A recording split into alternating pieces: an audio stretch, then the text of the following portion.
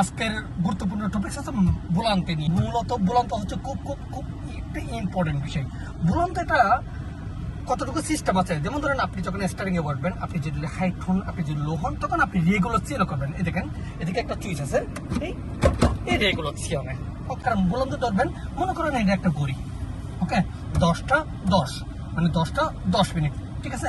আপনি যখন বুলান্ত ঘোরাবেন তখন কিন্তু আপনাকে খুব একটা টেকনিক রাখতে হবে। মনে করবেন মাঝখানে একটা দেওয়াল আছে, আপনার ডান হাতটা বাম দিকে যেতে পারবে না, বাম হাতটা ডান দিকে যেতে পারবে না।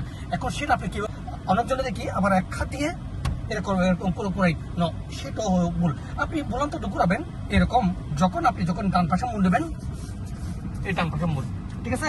ডান হাতটা লড়বে, বাম হাতটা এখানে। যখন বাম দিকে মুড় দেবেন, তখন এরকম।